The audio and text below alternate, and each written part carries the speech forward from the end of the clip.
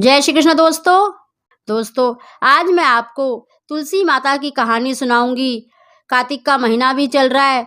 इस महीने में तुलसी माता का विशेष महत्व होता है।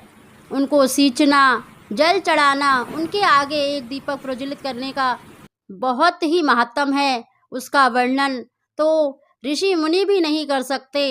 दोस्तों आज मैं उनकी कथा सुना रही हूँ, उनकी कहानी सुना रही हूँ। अगर आपको कहानी अच्छी लगती है तो वीडियो को लाइक करें, शेयर करें और मेरे चैनल को सब्सक्राइब अवश्य करें और बेल आइकन को भी प्रेस कर दें ताकि मेरी आने वाली सभी वीडियो का नोटिफिकेशन सबसे पहले आप तक पहुंचे।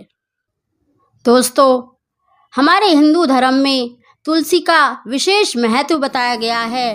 वैज्ञानिक तौर पे भी तुलसी का एक अपना महत्व है, औषधीय गुण से परिपूर्ण है। किंतु आज मैं आपको तुलसी का महत्व बता रही हूँ, उसकी कहानी बता रही हूँ कि जिस घर में तुलसी की पूजा होती है, जहाँ तुलसी पर नित्य प्रतिदिन जल चढ़ाया जाता है, वहाँ भगवान श्री हरि का वास स्वयं ही हो जाता है। क्योंकि भगवान श्री हरि ने स्वयं कहा है कि मुझे अपने प्राणों से भी अति प्रिय तुलसी है। इसीलिए तुलसी की कथा, तुलसी का पूजन कार्तिक के महीने में अवश्य करें। आज मैं आपको पौराणिक जो एक कथा है उसका वर्णन कर रही हूँ। कार्तिक का महीना चल रहा था। गांव की सभी औरतें तुलसी माता पर जल चढ़ाती, तुलसी माता को सींचती और उसी गांव में एक बहुत बुढ़िया माई रहती थी। वह भी 12 मास तुलसी जी की पूजा करती थी। चाहे आंधी आ जाए, तूफान आ जाए, परंतु अपना जो तुलसी का नियम था, तुलसी पूजा को कभी नहीं छोड़ती थी। और तुलसी पर पूजा करने के बाद कुछ देर तुलसी माता के आगे बैठती और तुलसी माता से कहा करती थी, हे तुलसी माता सत की दाता, मैं बिलरा सिंचू तेरा, तू कर निस्तारा मेरा।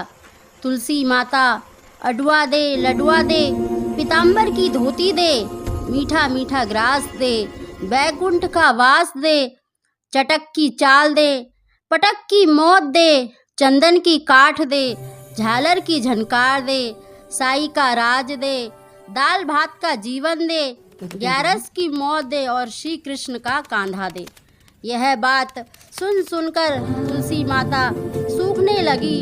तब भगवान श्री हरि ने पूछा, हे तुलसी तुम क्यों सूख रही हो? तुम्हारे पास इतने लोग नित्य प्रतिदिन तुम पर जल चढ़ाते हैं, तुम्हारी पाठ पूजा करते हैं, तुम्हें भोग लगाती हैं, गीत गाती हैं। तुलसी माता ने कहा कि हे प्रभु, एक बुढ़िया माई है, रोज मेरे पास आती है, रोज मेरी पूजा करती है, इस तरह की बात कह जाती है। मैं सब बात तो पूरी कर दूंगी, परंतु कृष्ण का कांधा कहाँ से दूंगी? भगवान बोले, वह मरेगी तो मैं कांधा अवश्य दूंगा। कुछ समय पश्चात बुढ़िया माई का देहांत हो गया। सारे गांव के लोग एकत्रित हो गए और बूढ़ी माई को ले जाने लगे, पर वह इतनी भारी हो गई कि किसी से भी नहीं उठी।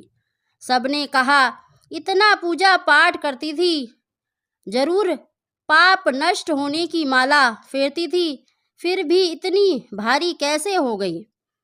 बूढ़े ब्राह्मण के रूप में भगवान वहां आए और पूछा, यह भीड़ कैसी है? तब वहां खड़े लोग बोले, ये बुढ़िया माई मर गई है, पापिन थी इसीलिए भारी हो गई है, किसी से भी उठ नहीं रही। भगवान ने कहा, मुझे इसके कान में एक बात कहने दो, शायद उठ जाए। भगवान ने बूढ़ी माई के पास जाकर कान में कहा, बूढ़ी माई मन की निकाल ले, अडवा ले, लडवा ले, पीताम्बर की धोती ले, मीठा मीठा ग्रास ले, बैकुंठ का वास ले, चटक की चाल ले, चंदन की काठ ले, झालर की झनकार, दाल भात किया जीवन ले और कृष्ण का कांधा भी ले। इतना सुनना था कि बुढ़िया हल्की हो गई। भगवान अपने कंधे पर ले गए और बुढ़िया को मुक्ति मिल गई। हे तुलसी माता, जैसे मुक्ति बूढ़ी माई को करी वैसे ही हमारी भी करना, और जैसा उसको कांधा मिले वैसा सभी को कांधा देना। बोलो तुलसी माता की जय। हे तुलसी माता, कथा कहने वाले, सुनने वाले सभी की हर परेशानी खत्म करना। जय तुलसी माता।